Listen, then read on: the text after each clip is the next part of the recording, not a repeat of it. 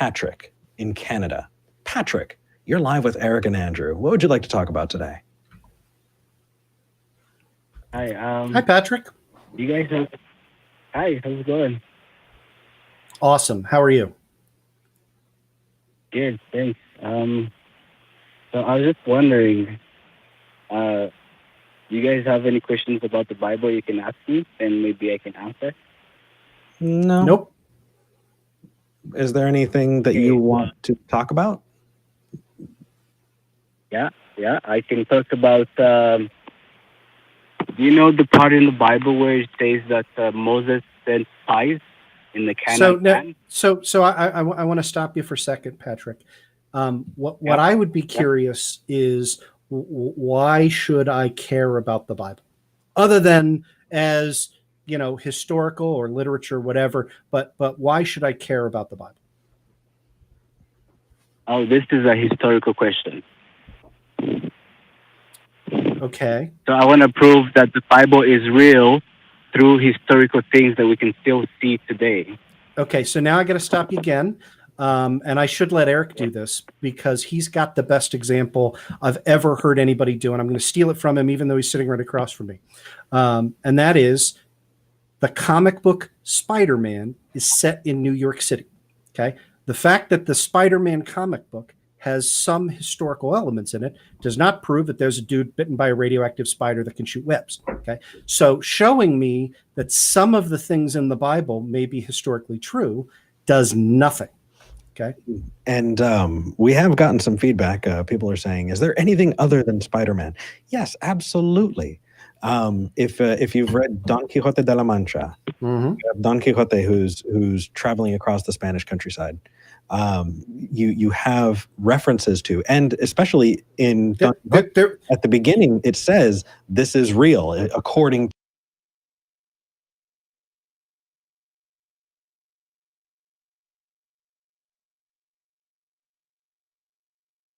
Especially in Don Quixote, it's said right inside the book that this is true. Yeah. And there's an entire genre of historical fiction, right? Real Spider-Man is just, it's the easiest and best example because it's preposterously false, right? Like, we know without having to ask anything that Spider-Man isn't true. But yeah, entire genre of historical fiction. There's a science fiction author named Jack Finney who does these like elaborate time travel things, and every book begins the same way. It's an homage to Don Quixote. Begins with "This really happened to me," right? In the same, and so yeah, like there's tons of examples. So the point that we're getting to is, if you were to point out something that we could historically verify, our question is there a way that you can justify the miracle claims, or is that even what you wanted to talk about? Maybe we're talking past you. Patrick? I wanted to talk about giants, if you guys are interested about that. You want to talk about giants? Yes. Okay, what about giants? So there's a thing, it says that there were giants that were like more than 37 feet high, like as big as mountains. Mm-hmm. And okay, where does it? So let me just stop you. Where does it say that in the Bible? What book? Moses sent, what is this? So is this in Genesis?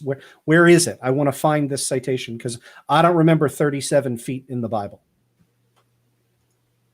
It's in Numbers. Okay, where in Numbers? Sorry, I can check the line for you here. Yeah, please do.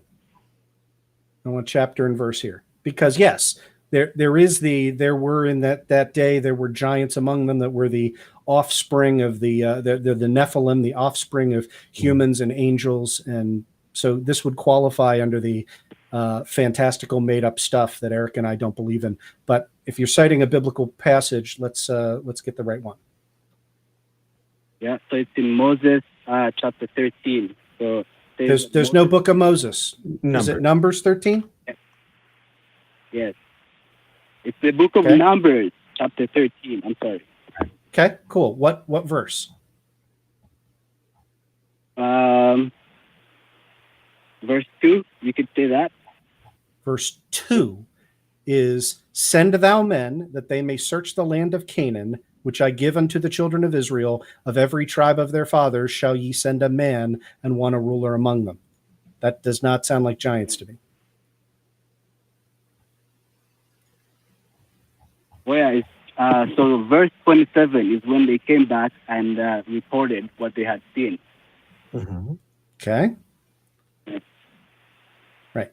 So this is the passage we were talking about, right? That says the land it's verse 33 at the very end that says, "And there we saw the giants, the sons of Enoch, which come of the giants, and we were in our own sight as grasshoppers, and so we were in their sight." So I don't see the 37 feet thing. Oh, it says that they were like grasshoppers in their presence, right? Right. Okay. Right, but you gave me I'm sorry, I don't mean to be pedantic about this. Can't help it, I'm a lawyer. You gave a very specific number. You said 37 feet, and I'm just curious where the 37 feet came from. If that's not important, I don't mean to derail this. So. Okay.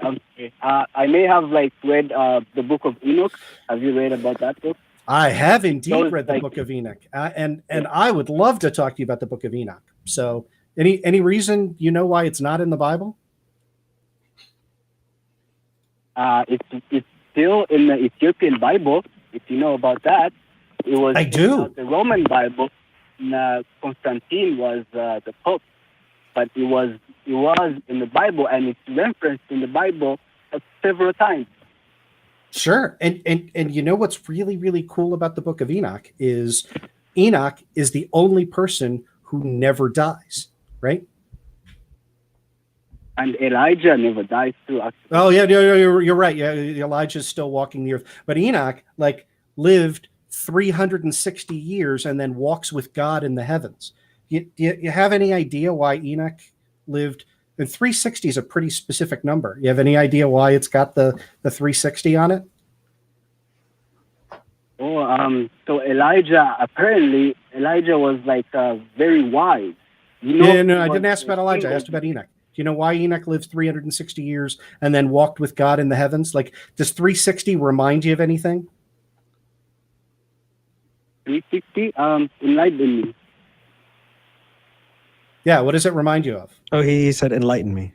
Oh, yeah. I'm sorry. I thought he said it reminds me. Yeah, it's what the ancient peoples typically thought a year was, right? So when Enoch lives 360 years, right, it's very, very clear that this is referring to a pre-existing solar deity. That story has been encapsulated in the Bible. And it seems like super obvious to me that that's the reason why you would have this story matching up and the like walking through the heavens. Like it seems so obvious once you look at it that this is legend that's then been incorporated into stories over the years, which is totally how we view the Bible, right? Like there's a mixture of some historical stuff. A lot of it's been garbled, some stories, some, explanatory myths. Doesn't it strike you that way?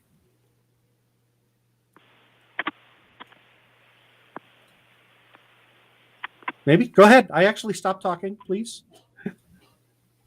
Oh, so I'm trying to tell you that today we can still see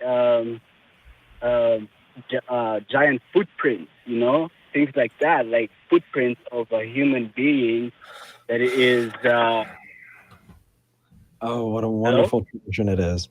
Yeah, there are tons and tons of that was something that would travel around the United States. These shows, Bigfoot and footprints and things like that. I think that is definitely a rabbit hole that we could, and it is a fantastic one. But I highly recommend for those people who are watching, if you're really interested in that kind of stuff, definitely check out and really apply some skepticism, because you have people who are motivated, to profit. They're saying, hey, you could see this, for X amount of money, or you have sightings that people have later on said, oh, this was faked. You have so many different instances of people creating these amazing, elaborate hoaxes that are just incredible watch. Actually, here in Austin, there's the Museum of the Weird. And it's like $25 to get in. Paluxy River is in Texas, right? Don't know. I don't know. But again, that's an elaborate hoax. There's a dude who like goes around and like carves footprints, I forget which way it is, either carves dinosaur footprints around human footprints or the other way around. And then they're called, you can Google, it's called Paluxy River Man Tracks. And they're 100% fraudulent. But I will say this to Patrick, there are not giant fossils and footprint that just aren't. It would absolutely throw all of biology on its head. Take a look. If you look at any kind of reputable scientific literature, neither Eric nor I are paleontologists, so we can't speak to that. But like, if you look at the experts, they will tell you that those things are just they're either hoaxes or it's just not the case. And I can prove that science. I can't prove, but I can. That the dinosaur fossils as well should be hoaxes. No. And here's how you know that, right? Because here's how you know this. Because I'm sorry, we're talking past each other. So let me make my point. Okay. About a decade ago, well, maybe 2 decades ago now, you can Google this. Scientists discovered and it was on I believe a Pacific island, the human remains, genus Homo remains that are called Homo florensis, right? The so-called hobbit. They were humanoids in genus Homo that were about 3.5 feet tall. And it made all the like popular scientific literature because they were like, look, hobbits were real. When there is evidence, it makes its way into the scientific literature. I can regardless of whether that overturns existing thought. We never thought there were 3-foot hominids before, and now we do because we discovered the fossils. If your giant fossils were real, they would be a part of the scientific literature, and they are not. Unmuted. Hi, Patrick. Okay, what's up? Okay. That said, we do want to get to a couple more callers, but giants. I've got to correct myself that it's Genesis 5:21 that's talking about Enoch, and it's actually 365, not 3. I said 360. It's actually 365. So it's super clear. And then the last verse is that Enoch walked faithfully with God, and then he was no more because God took him away. And if you look at the other genealogies in that Genesis 5, all the others say, Kenan lived a total of 910 years and then he died. Mahaliel lived 895 years and then he died. And Enoch is the only one who doesn't die. It's super cool. And it's so obviously a solar myth, right? Anyway, I love that story. So I got the details wrong and I didn't want people to discount the argument based on my getting 360 for 365 wrong. So anyway, pedant lawyer. We are entirely unconvinced. Take care, Patrick. Okay, take care too. Thanks. I don't know how long down that rabbit hole to go before it stops being useful. And the more I think about it, the more I realize, I think it stops being useful pretty quickly. It's something that I just adore. I loved going to the Museum of the Weird. It's not because I thought the stuff was real, but because somebody actually fused together a monkey skeleton to look like a mermaid. There's so much weirdness that it's wild. It's this kind of testament to human creativity. But it's become all the more important now that you have the skeptic tools in your toolbox because, right, 20 years ago, you had to physically fuse the skeletons and put them in the museum of that. And now, like, you can create CAD deepfakes that are undetectable as false, and it's scary, right? And so, you know, we're in a world in which I could show you. Have you seen the Barack Obama video? I have. Yeah, right. Yeah. And yeah. Deepfakes are scary. It's terrifying. And the only thing we can do, that's why I loved your point with Stephen, where the only thing you can do is just be prepared to be thinking about like your epistemology of like how you're processing this, because you can see something that looks 100% true. Especially if you're motivated, you know, if you really are motivated to see it a certain way, you'll find it. You know, it takes a lot of restraint to sit back and go, you know what if I'm wrong? What would it look like? And be open to it. You know, what we talked about at the beginning of this show was, you know, holding views tentatively. And I think that's so important. That said, I do want to take another caller.